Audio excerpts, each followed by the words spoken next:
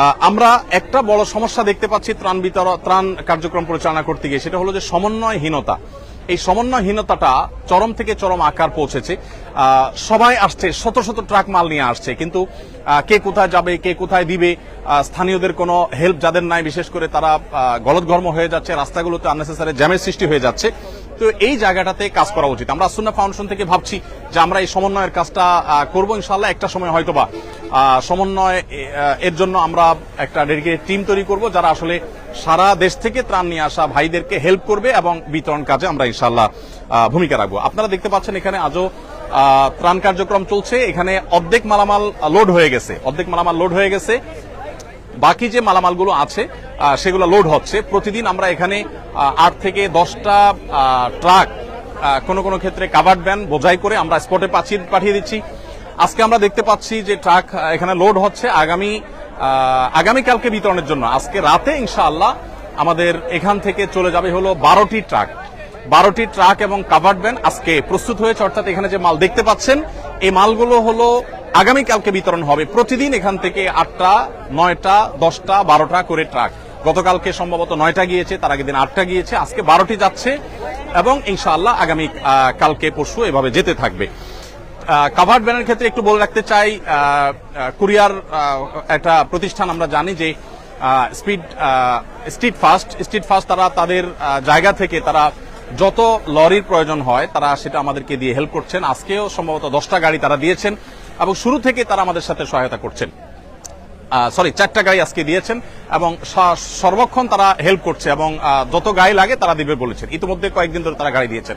আমরা এখানে স্ট্রিট ফাস্টের গাড়িগুলো দেখতে পাচ্ছি, এই গাড়িগুলো দাঁড়িয়ে আছে, আর যারা সিরিয়ালে দাঁড়িয়ে আছেন তারা মূলত গাড়িগুলো লোড করছেন। একটা গাড়ি লোড হয়ে গেছে, আমরা জানি, সেটা দরজা বন্ধ করা হচ্ছে। এই গাড়িটা চলে গিয়ে আরেকটা গাড়ি এখানে দাঁড়ালে সেটাতে আবার লোডের কাজ শুরু করা হবে। তো এভাবে একটার পর একটা গাড়ি যখন লোড হয় তখন এটা পাশে সিরিয়ালে দাঁড় করানো হয় এবং একসাথে এগুলো উপদ্রুত এলাকায় চলে যায়। আমরা এখানে দেখতে পাচ্ছি নতুন করে শেড হয়েছে, সেই শেডে আমাদের ভাইয়েরা তেল ইত্যাদি প্যাকেজ করেছে, সেগুলো তেল ইত্যাদি প্যাকেট করছে, সেগুলো রাখার কাজ করছে। আমি পাশাপাশি আরেকটা আপডেট একটু হেল্প চাই আপনাদের। জাযাকুমুল্লাহ খাইর। সবাই ভালো আছেন? আপনারা কি নতুন ট্রাকের অপেক্ষায় আছেন? মাশাআল্লাহ। তাহলে আমরা ভাইদের সাথে কথা বলতে আগাই। সবাই ভালো আছেন তো? আপনারা কাজও করবেন আবার দোয়াও করবেন, বিশেষ করে উপদ্রুত এলাকাতে যে মানুষ কষ্টে আছে সে কষ্ট লাঘব যেন হয়, আল্লাহ যেন প্রতি বছর বন্যা মোকাবেলা করার মতো পরিস্থিতি আমাদের না থাকে, সেই চেষ্টা আমরা করবো ইনশাআল্লাহ। ঠিক আছে না?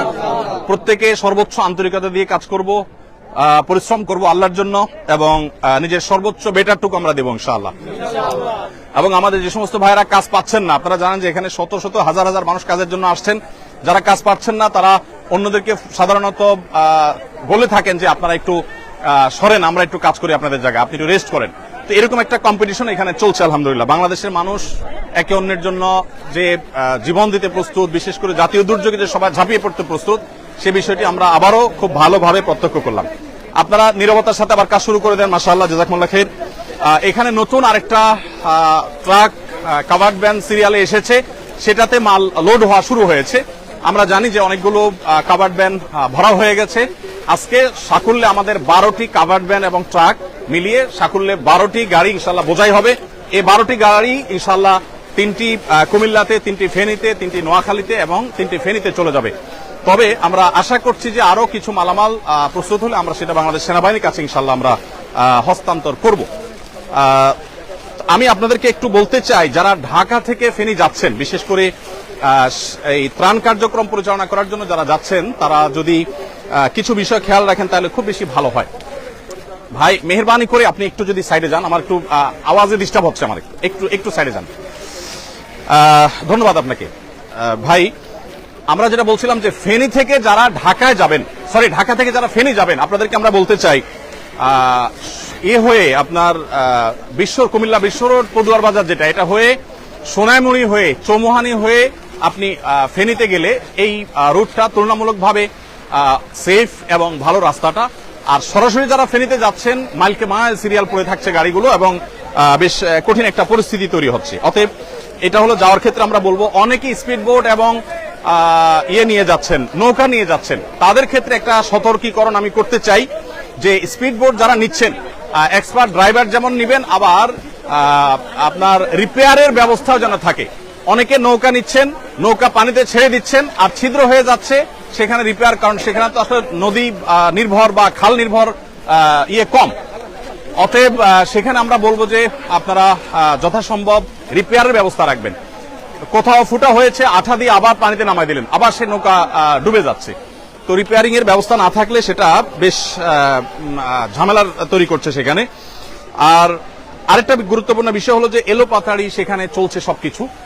সেখানে সাধারণ জনগণ যার যার উদ্যোগে, প্রশাসনের লোকজন, পুলিশ ভাইরা কেউ কেউ দেখা যায় সেখানে অ্যাক্টিভ আছেন। এটা আরো বাড়াতে হবে। বিশেষ করে আমরা যদি সেখানে ব্যাপকভাবে চাই যে মানুষের কাছে ত্রাণ পৌঁছাক, তাহলে এই চলাফেরাগুলো স্মুথ করার ব্যবস্থা করতে হবে। আমরা দেখতে পেয়েছি মিজান রোড থেকে বিভিন্ন এলাকাতে, বিশেষ করে থানা পর্যায়ে ত্রাণ পৌঁছানোর জন্য, আত্মীয়স্বজনের খোঁজ খবর নেওয়ার জন্য মানুষ পরিশ্রম করছে, চেষ্টা করছে, কিন্তু তেমন কিছু করতে পারছে না। এখানে নতুন একটি লরি আলহামদুলিল্লাহ এখানে হচ্ছে, লরি লোড হচ্ছে আলহামদুলিল্লাহ, আমরা দেখতে পাচ্ছি। আসসালামু আলাইকুম, সবাই ভালো আছেন? মাশাআল্লাহ, সবাই খুশি তো? আপনারা কাজ করতে পেরে সবাই খুশি? মাশাআল্লাহ, ফাইন, মাশাআল্লাহ, জাযাকুমুল্লাহ খায়ের। ভাই, আমরা আওয়াজ না করে কাজ করি। এখানে নতুন লরি বোঝাই হচ্ছে এবং যেটি বলছিলাম যে আজকে 12টি লরি এখানে বোঝাই হবে এবং একটা পর একটা বাই সিরিয়ালে চলে যাবে ইনশাআল্লাহ। আপনারা একটু যদি সাইড হন ভালো হয়। ইনশাআল্লাহ বাই সিরিয়ালে এই লরিগুলো চলে যাবে ইনশাআল্লাহ। সাইফুল্লাহ ভাই শুরু থেকে ভলান্টিয়ার সার্ভিস দিচ্ছেন, জ্বর আসছে আজকে, তারপরে বেচারা চলে আসছেন এত কিছু উপেক্ষা করে। আল্লাহ তাআলা তাকে উত্তম বিনিময় দান করুন, জাযাকুমুল্লাহ খায়ের। আমি যেটা বলছিলাম যে সেখানে যারা যাচ্ছেন, একটু ভাই জায়গা দেই, সেখানে যারা যাচ্ছেন আমি তাদের উদ্দেশ্যে বলতে চাই যে আপনারা মেহেরবানি করে যথেষ্ট প্রস্তুতি নিয়ে যাবেন। মোবাইল নেটওয়ার্কের সমস্যাটা হয়তো কেটে যাবে, কিন্তু স্পিড বোট এবং নৌকা যারা নিচ্ছেন তারা রিপেয়ারের ব্যাপারটা একটু দেখবেন। ভাই একটু স্টার্ট বন্ধ করুন বা সাইড হন একটু। আর আরেকটা গুরুত্বপূর্ণ বিষয় আমি বলতে চাচ্ছি, সেটা হলো যে আমাদের আসন্না ফাউন্ডেশন থেকে আমরা যে ত্রাণ কার্যক্রম পরিচালনা করছি, আমাদের জেলা পর্যায়ের যে এখানে কিছু পানি রাখা আছে যেগুলো আমাদের ভলান্টিয়ারদের জন্য লাগছে, আবার কিছু কিছু ত্রাণের জন্য যাচ্ছে। আর ভলান্টিয়ারদের নাস্তা এবং দুপুরের খাবারের ব্যবস্থা আমরা রেখেছি আলহামদুলিল্লাহ। তো আমি যেটা বলতে চাচ্ছিলাম যে জেলা ভিত্তিক আমাদের যে পয়েন্টগুলো আছে, ফেনীর কার্যক্রমটা আমরা দাগনভূঞা থেকে পরিচালনা করছি এবং নোয়াখালীর যে কার্যক্রম সেটা আমরা পরিচালনা করছি হলো নোয়াখালীর একটা মাদ্রাসা থেকে, সেটা দাগনভূঞার খুব কাছাকাছি। আবার আরেকটা জায়গা নোয়াখালীর নতুন করে আমাদের তৈরি হচ্ছে, সেখান থেকে কার্যক্রম পরিচালনা করা হবে ইনশাআল্লাহ। আমরা আল্লাহ যদি তৌফিক দান করেন নোয়াখালী এবং ফেনীর প্রত্যেকটা এলাকাকে কভার করব। লক্ষ্মীপুরের আমাদের যে পয়েন্ট সেটি হলো টুমচর থেকে আমরা আমাদের কার্যক্রম পরিচালনা করছি এবং টুমচর মাদ্রাসা থেকে লক্ষ্মীপুরের চতুর্দিকে আমরা যতদূর সুযোগ পাচ্ছি ততদূর আমরা কাজ করছি। আর কুমিল্লাতে ঢাকা কুমিল্লা মহাসড়কের উপর একটা বড় মাদ্রাসাকে আমরা ক্যাম্প করেছি, সেটাকে মূল পয়েন্ট করে সেখান থেকে আমরা আমাদের সমস্ত মালামালগুলো রেখে ছোট ছোট গাড়িতে করে ট্রলারে করে সেগুলো বিভিন্ন এলাকায় পাঠিয়ে দিচ্ছি। তবে এই মুহূর্তে সবচেয়ে বেশি আমরা প্রায়োরিটি দিচ্ছি সেনাবাহিনীর কাছে মালামাল হস্তান্তর করা, কারণ দুর্গম এলাকাতে তারাই শুধুমাত্র পৌঁছতে পারছেন। আমি একটা কথা বিশেষভাবে বলতে চাই, সাধারণ মানুষ যারা এখনো বিভিন্ন জায়গায় আটকে আছেন তাদেরকে উদ্ধারের কাজটা আরো জোরদার হওয়া উচিত। আমাদের সেনাবাহিনী এবং নৌবাহিনী, বিমান বাহিনী সহ বিভিন্ন বাহিনীর সদস্যরা, ব্যক্তিবর্গ তারা তাদের জায়গা থেকে কাজ করছেন, কিন্তু আমার কাছে মনে হয়েছে যে রিমোট এরিয়াগুলোতে অনেক মানুষ 2 দিন 3 দিন না খেয়ে আছে, বিশুদ্ধ পানি নেই, হাহাকার চলছে। মানুষ আমাদের কাছে হাতে পায়ে ধরছে যে মাল পাঠান, আমাদের কাছে মাল রেডি, শুধু আমাদের কাছে নয়, শত শত ট্রাক সিরিয়ালে আছে, কিন্তু এই মালগুলো যে পৌঁছানো হবে তার জন্য আসলে তেমন কোনো ব্যবস্থাপনা নেই। তো বাংলাদেশ সেনাবাহিনীর সদস্যবৃন্দ তারা উদ্ধার কাজও করছেন। আবার এদিকে আমরা জানি নতুন নতুন জেলা উপদ্রুত হচ্ছে, সেই জেলাগুলোতে তারা কাজ করছেন, যার কারণে আসলে এত বেশি জেলা এফেক্টেড হয়ে গেছে, 11টি জেলা এফেক্টেড হয়ে গেছে, চাপটা অনেক বেশি পড়ে গেছে। তারপর আল্লাহ তাআলা আমাদেরকে সাহায্য করুক। আমি আমার একটু তিক্ত অভিজ্ঞতা আপনাদের সাথে শেয়ার করতে চাই।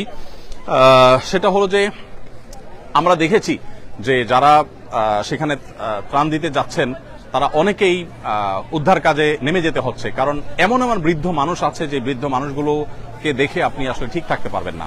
আমি গতকালকে আমার বোটে করে আমরা যখন পরশুরাম এবং ছাগলনাইয়ার দিকে যাওয়ার চেষ্টা করছিলাম, সেই বোটে আমরা বোট থেকে লক্ষ্য করলাম যে 2 জন তরুণী, তাদের একজন সাথে একজন পুরুষ আছেন, তারা গলা পরিমাণ পানি দিয়ে হেঁটে হেঁটে আসছেন। তাদের অবস্থা দেখে বোঝা যাচ্ছে তারা ক্লান্ত এবং তারা ফেনী শহর পর্যন্ত যেতে এখনো তাদেরকে আরো হয়তো ঘন্টাখানেক হাঁটা লাগবে পানিতে। আমি আমার বোট থেকে কিছু লোককে নামিয়ে তাদেরকে তুলে নিলাম এবং জিজ্ঞেস করলাম যে আপনাদের কি অবস্থা আমাদেরকে একটু বলেন। তখন তারা বললেন যে তাদের মা গত 4 দিন 5 দিন যাবৎ পর্যন্ত তাদের মায়ের সাথে কোনো যোগাযোগ করতে পারছেন না, তিনি আদৌ বেঁচে আছেন না মারা গেছেন তারা জানেন না। তারা বলেছেন যে আমরা ঢাকা চিটাগাঙে ভাই বোন থাকেন, তারা এসে মহিপাল একটা হোটেলে উঠেছেন এবং প্রতিদিন গত 4-5 দিন যাবৎ প্রতিদিন সকালে তারা এই পানি ভেঙে মাইলকে মাল তারা যেতে থাকেন। কিছু দূর যাওয়ার পর আর আর আর ইয়েতে আপনার আমাদের সরি কি বলে এটাকে তাদের 4-5 দিন যাবত তারা প্রতিদিন সকালবেলা ফজরের পর থেকে নিয়ে তারা হাঁটা শুরু করেন। অনেক দূর পর্যন্ত যান, 3 কিলোমিটার 4 কিলোমিটার 5 কিলোমিটার পর্যন্ত তারা যান, কিন্তু সেখানে গিয়ে আসলে কোনো কুলকানা করতে পারে না। কিছু দূর যাওয়ার পরে দেখা যায় পানি কম, স্কুল চলছে না, আবার কিছু দূর যাওয়ার পর অনেক গভীর, হেঁটে যাওয়া যাবে না। মানে পুরো পরিস্থিতিটা এমন যে রিমোট এরিয়াতে আসলে কোনোভাবে মানুষ যে সেখানে ঢুকবে, সেখানে গিয়ে উদ্ধার কাজ করবে বা ত্রাণ তৎপরতা চালাবে, এই কাজগুলো করতে পারছে না। এগুলো তো বটেই, এমনকি যেটা বললাম আত্মীয় স্বজনকে না পেয়ে মানুষ কিন্তু দিশেহারা, মানুষ কিন্তু নানাভাবে প্রত্যেকটা মানুষ কষ্টে আছে, মনোবেদনায় আছে। আমি যে দুটি বোনের কথা বললাম, তারা 5 দিন যাবত সকাল থেকে সন্ধ্যা পর্যন্ত তারা শুধু হেঁটে যান আর আসেন, কিন্তু পরশুরাম থানায় তাদের বাড়ি, সেখান পর্যন্ত তারা পৌঁছতে পারে না। একটু ভাই একটু একটু একটু আসসালামু আলাইকুম। জি জাকুল্লাহ খাইর। ওয়ালাইকুম আসসালাম ওয়া রাহমাতুল্লাহ। তো এই হলো পরিস্থিতি যে সাধারণ মানুষের কষ্ট এটা এতটা চরমে পৌঁছেছে যে না নিজের চোখে না দেখলে সেটা আসলে বলে বোঝানো কঠিন। আমি অনেক মানুষের সাক্ষাৎকার নেওয়ার চেষ্টা করেছি। এক ভাইকে পেয়েছি, ইয়াং ম্যান, তিনি কুমিল্লায় চাকরি করেন কোথাও, সেখান থেকে তিনি এসেছেন। কুমিল্লা থেকে যে আসলেন তিনি তার মায়ের বাবার খোঁজ খবর নিচ্ছেন, কোনো খোঁজ খবর নাই এবং আদৌ তারা বেঁচে আছেন কিনা, কোথায় আছেন জানেন না, ঘর বাড়ি আছে কিনা জানেন না, ঘর বাড়িতে যাওয়ারও কোনো ব্যবস্থাপনা নেই। তো এই জিনিসটা বড় কঠিন, বিশেষ করে মোবাইল নেটওয়ার্ক এইভাবে আপনার ভেঙে পড়েছে এবং এটা আপনার অকার্যকর হয়ে গেছে অনেকটা, যে বেশিরভাগ ক্ষেত্রে মোবাইলে যোগাযোগ করা যাচ্ছে না। এমনকি আমাদের যারা টিম মেম্বাররা আছে কাজ করছেন তাদেরকেও আমরা যোগাযোগ করতে পারছি না, যার কারণে ত্রাণ কাজ কিন্তু ব্যাপকভাবে ব্যাহত হচ্ছে। এখানে আমরা দেখতে পাচ্ছি যে প্রস্তুত হওয়া যে প্যাকেটগুলো, বেশ বড় সড়ো প্যাকেট, এখানে 10 কেজি করে চাল, 2 কেজি করে ডাল, তারপরে তেল, লবণ, চিনি সবকিছু এখানে আছে। এগুলো এখানে আমরা দেখতে পাচ্ছি 2টা ট্রাকে লোড হচ্ছে। আবারও আমি স্ট্রিট ফাস্টকে ধন্যবাদ জানাতে চাই, তারা আমাদেরকে কাভার্ড ভ্যান দিয়ে হেল্প করেছেন। এখানে তেল আমরা দেখতে পাচ্ছি এক প্রান্ত থেকে অপর প্রান্ত পর্যন্ত সবগুলো তেলের কার্টুন, আর এখানেও বেশ কিছু তেল এবং লবণ এখানে আছে আমরা দেখতে পাচ্ছি। দুই পাশে বোঝাই করা তেল এবং লবণের সারি, আর এই পাশে তেলের যে সারিগুলো আছে আমরা দেখতে পাচ্ছি, এই পাশ থেকে নিয়ে একেবারে শেষ মাথা পর্যন্ত এগুলো সবগুলোই হলো তেলের কার্টুন। 2 লিটার করে আমরা তেল দিচ্ছি প্রত্যেকটা প্যাকেজের মধ্যে। আর এখানে আমরা দেখতে পাচ্ছি খেজুরের প্যাকেজ হয়েছে। আমরা জানি 4-5টা খেজুর একটু পানি খেলে একবেলা খাবারের কাজ অনেক ক্ষেত্রে হয়ে যায়, এই জন্য প্রত্যেক ফ্যামিলিকে একটা করে প্যাকেট আমরা খেজুর দিচ্ছি। মোটামুটি একেবারে নর্মাল খেজুর দিলে খেতে পারবে না, এর জন্য মিডিয়াম পর্যায়ের খেজুর আমরা চেষ্টা করছি দেওয়ার। এখানে খেজুরের স্তূপ চলছে। আমাদের এখানে যারা কেউ যদি আহত হন বা শারীরিক অসুস্থতা ফিল করেন তাহলে তাদের জন্য প্রাথমিক ট্রিটমেন্ট দেওয়ার ব্যবস্থা এখানে আছে, আমরা দেখতে পাচ্ছি। আমাদের ভাইরা কাজ করছে। আসসালামু আলাইকুম, ভালো আছেন? ভালো আছেন? হ্যাঁ ভাই, আপনি অসুস্থ অনুভব করছেন? একবার চালের বস্তা নেওয়ার পরে একটু মানে মাথাটা ঘুরাতে পারছি না খুব একটা। ইন্নালিল্লাহ, ব্যথা অনুভব করছেন? হ্যাঁ একটু না, তারপরে মানে প্রথমে ইয়াতেই সমস্যা হয়েছিল, তারপরে আমি দীর্ঘক্ষণ চালের বস্তা নিয়েছি। এখন স্প্রে করার পর কি একটু ভালো অনুভব করছেন? ভালো মনে ব্যথা হয়েছে ভাইয়ের, সেজন্য স্প্রে করে তাকে সাময়িক এবং তৎক্ষণাৎ যে তার ব্যথাটা সেটা রিমুভ করার চেষ্টা করা হয়েছে আলহামদুলিল্লাহ। কি নাম আপনার ভাই? আমার নাম মোহাম্মদ মুকুল মাহমুদ। মুকুল মাহমুদ ভাই, মাশাআল্লাহ। এরকম আরো অনেক ভাইরা আছেন যারা আসলে কোনো কারণে অসুস্থ হয়ে পড়লে সাথে সাথে এই যে আরেক ভাইকে আমরা দেখতে পাচ্ছি। আসসালামু আলাইকুম, কি নাম আপনার? কাচলক, সমস্যা নাই। মোহাম্মদ মেহেদী হাসান। আপনার কি হয়েছে? কি ট্রাক থেকে ডাল উপর থেকে টানার সময় হাতে ছুলে গেছে। ইন্নালিল্লাহ। আপনি কোথায় কি করেন? আমি ডেলিভারি কাজ করতেছি। কিসে? এটা হচ্ছে গুলশান ডিসিসি মার্কেটে। আচ্ছা, মাশাআল্লাহ, ডেলিভারি কাজ করেন। এখন আপনি এখানে স্বেচ্ছায় শ্রম দিতে এসেছেন। মাশাআল্লাহ, আল্লাহ তাআলা আপনার হাত ভালো করে দেখ। এই যে কেটে গেল, কষ্ট হচ্ছে না মানসিক? দেশের জন্য করতেছি আমরা, এই কষ্ট দেশের মানুষের জন্য করছেন। কত আবেগ মানুষের, কত উচ্ছ্বাস, কত আনন্দ, কত মানুষের উদ্যম কাজের জন্য, সেটা আসলে এখানে না আসলে না দেখলে বোঝা যাবে না। যারা আমাদের টিম কাজ করছে ওখানে স্পটে, তাদের কষ্ট বর্ণনার অতীত। নাওয়া নেই, খাওয়া নেই, কোনো কিছু ঠিক ঠিকানা নেই। আমাদের টিমের সদস্যরা কখনো মসজিদে, কখনো কোনো স্কুলে, এক এক দিন এক এক জায়গা থেকে তারা কাজ করছে। একটু আপনারা এখানে তো কোনো মেহরবানি করে আমাকে একটু সাহায্য করেন, একটু সাইডে সাইডে একটু দাঁড়ান মেহরবানি করে। জি ভাই, আপনি কি করেন বললেন? আমি স্টুডেন্ট, চাকরির প্রস্তুতি নিচ্ছি আর কি। মাশাআল্লাহ, আল্লাহ তাআলা আপনার বিশ্ববিদ্যালয় থেকে পড়াশোনা রাজশাহী বিশ্ববিদ্যালয় থেকে পড়াশোনা করেছেন ভাই, আল্লাহ তাআলা আপনার হালাল উপার্জনের ব্যবস্থা করে দেখ, আমরা মনে প্রাণে দোয়া করি। মাশাআল্লাহ, আপনি আজকে প্রথম আসছেন এখানে? জি। মাশাআল্লাহ, আল্লাহ তাআলা কবুল করুক। জাযাকুমুল্লাহ খাইর। ইনশাআল্লাহ ইনশাআল্লাহ। তো আমরা দেখেছি এখানে মাশাআল্লাহ ইয়ের কাজটা, খেজুরের কাজটা এখানে হচ্ছে। খেজুরের পাশাপাশি ওয়ালাইকুম আসসালাম। একটু খেজুরের পাশাপাশি এখানে দেখতে পাচ্ছি খেজুরের স্তূপটা এখানে আছে, এখানে কার্টুনগুলো রাখা আছে। এখান থেকে খেজুর প্যাক হয়ে হয়ে এখানে আসছে এবং আমরা বস্তার লাইনটা একটু দেখাতে চাই। হ্যাঁ, একেবারে নরমাল খেজুর দিলে অনেকেই খেতে পারবেন না বা ভালো লাগবে না, সেজন্য আমরা মিডিয়াম কোয়ালিটি অন্তত যাতে এনশিওর করা যায় সেজন্য চেষ্টা করেছি। আলহামদুলিল্লাহ। আসসালামু আলাইকুম, আপনারা ক্লান্ত, রেস্ট করতেছেন? আচ্ছা আচ্ছা, ঠিক আছে ঠিক আছে। এইদিকে আমরা দেখতে পাচ্ছি এগুলো হলো আমাদের ডাল, মসুর ডাল। এগুলো কিন্তু আজকের, এগুলো আমরা যা দেখতে পাচ্ছি সব কিন্তু আজকের মালামাল।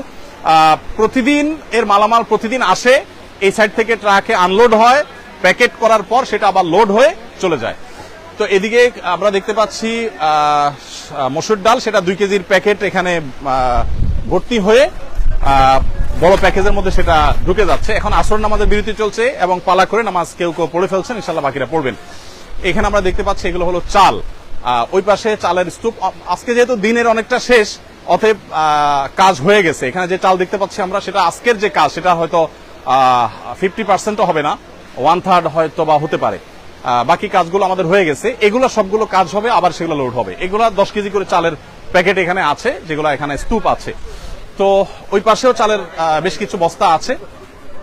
এই লরিটা কি মাল লোড হবে না আনলোড হচ্ছে? এটা আনলোড। মাশাআল্লাহ, এই ট্রাক থেকে মাল আনলোড হয়েছে। আনলোড হওয়ার পর এগুলো প্যাকেজিং এর পর ওই পাশে ট্রাকগুলোতে লোড হয়ে যাচ্ছে। এদিকেও আমরা দেখতে পাচ্ছি বেশ কিছু চাউলের বস্তা আছে। তো প্রিয় দর্শক, আমি শেষ করব, বিশেষ করে আরো একটা পয়েন্ট আপনার সাথে শেয়ার করতে চাই। সেটা হলো যে আমরা জেলা ভিত্তিক প্রত্যেকটা জেলাতে আমাদের পয়েন্ট করেছি, সেখানে আমাদের টিম কাজ করছে আলহামদুলিল্লাহ। আপনারা যারা বিভিন্ন জায়গা থেকে ত্রাণ নিয়ে যান, আমি আপনাদেরকে বিনয়ের সাথে বলতে চাই, রাস্তার ধারে থাকা মানুষদেরকে দিয়ে দায় সারবেন না। রাস্তার পাশে থাকা মানুষগুলোও নিডি, তাদেরকেও দিবেন ডেফিনেটলি, কিন্তু সেখানে দিয়ে দায় মুক্ত হওয়ার চেষ্টা করবেন না। আমরা গতকালকে দাগনভূঞার একেবারে ভেতরে যাওয়ার চেষ্টা করেছি, 3 ঘন্টা ট্রাক্টর, তারপর নৌকা, বিভিন্ন কিছুতে করে একদম জায়গা পর্যন্ত পৌঁছার আমরা চেষ্টা করেছি।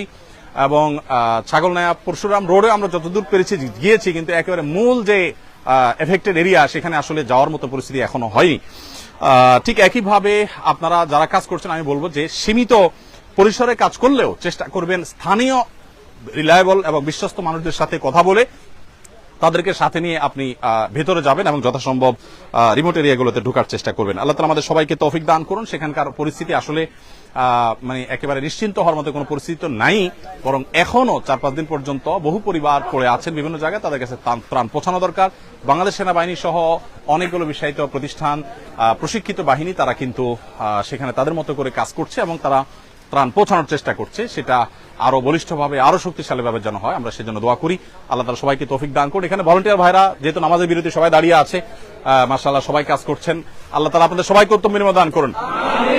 সবাই ভালো আছেন তো? এদিকে, আপনি এদিকে আসেন। কি নাম আপনার? আমার নাম মোহাম্মদ আনিসুর রহমান। আপনি কি করেন? আমি এভাবে বিজনেস করি। একটু এদিকে দাঁড়ান, এদিকে দাঁড়ান। বিজনেস করি। আচ্ছা, কিসের বিজনেস? আমার প্যাকেজিং বিজনেস আছে। আচ্ছা, আপনি কি ভলান্টিয়ার সার্ভিস দিতে আসছেন না ডোনেশন দিতে আসছেন? আমি ভলান্টিয়ার সাপোর্ট দিতে আসছি। মাশাআল্লাহ। আপনি কখন আসছেন আজকে? আমি আজকে আসছি জোহরের নামাজের আগে। আচ্ছা আচ্ছা, মাশাআল্লাহ। এই পর্যন্ত কাজ করেছেন? জি, বস্তা টেনেছেন আপনি? জি জি। কতগুলো বস্তা টেনেছেন আনুমানিক? আর চালের বস্তা প্রায় 300-র উপরে। কি বলেন, আপনি 300 উপরে বস্তা না না, টেনেছেন? আমরা সবাই সম্মিলিত। আচ্ছা, আপনাদের টিম আর কি, বুঝতে পেরেছি, গ্রুপ ওয়ার্ক। হ্যাঁ, সেটা বলেন। তো বস্তা তো টানতে নিশ্চয় অভ্যস্ত না? না, কষ্ট হয় নাই? হয়েছে, সবকিছু আল্লাহর জন্য। আল্লাহ তাআলা উত্তম বিনিময় দান করুন ইনশাআল্লাহ। ভাই, যেহেতু গ্রুপ করে নামাজ হচ্ছে, আমরা ইনশাআল্লাহ দ্বিতীয় গ্রুপ নামাজ পড়ে ফেলবো এখন, আর দেরি করবো না। কি নাম তোমার? আরিয়ান। হ্যাঁ, আদিলানা আরিয়ান। মাশাআল্লাহ। কোথা থেকে আসছো? বনশ্রী। বনশ্রী থেকে। ওর আব্বুকে আপনি? আমি ওর বড় ভাই হুজুর। আচ্ছা, আমি ওকে আজকে দুইটা অপশন দিয়েছিলাম যে তুমি আসন্না ফাউন্ডেশনে যাবে না একটা পার্কে যাবে। ওর মাঝে আজকে বন্ধ হয়েছে। ও ও মাশাআল্লাহ, বলেছে যে আমি আসন্না ফাউন্ডেশনে যাবো। মাশাআল্লাহ মাশাআল্লাহ। আমাদের বাচ্চারা অনেকে, আমাদের মাদ্রাসার বাচ্চারা, অন্য বাচ্চারা পানি খাওয়ানোর কাজটা করছে এবং অন্যান্য কাজ তাদের মতো করে তারা করছে। আমরা শেষ করবো, যেহেতু আমাদের এক গ্রুপের নামাজ শেষ, এখন দ্বিতীয় জামাত শুরু হবে। আল্লাহ তাআলা আমাদের সবাইকে উত্তম বিনিময় দান করুন। জাযাকুমুল্লাহ খাইর। এবং দুর্গত মানুষদের আল্লাহ তাআলা দুর্গতি দূর করুন, তাদের কষ্ট দূর করুন, লাঘব করুন, আমরা সে দোয়া করি। এবং প্রত্যেকে যার যার জায়গা থেকে চেষ্টাও চালাবো, দোয়াও করব। এবং যারা এলাকাতে আছেন তারা উদ্ধার কাজে সাধ্য অনুযায়ী, একদম দুর্গম জায়গা যদি না পারেন, যতটুকু পারেন মানুষ উদ্ধার কাজে একটু সহায়তা করেন।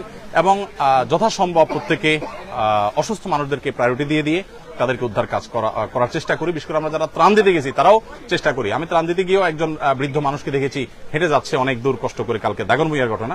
পরে আমাদের কিছু ভাইদেরকে বলে আমি বললাম যে আপনারা একটু নামেন, ওনাকে একটু উঠান। অনেকে উঠায় নেওয়া হয়েছে। এরকম বিভিন্ন পর্যায়ে কাজ চলছে, সে কাজটা আরো জোরালোভাবে চলুক, আমরা সে দোয়া করি। জাযাকুমুল্লাহ খাইর। আসসালামু আলাইকুম রহমতুল্লাহ।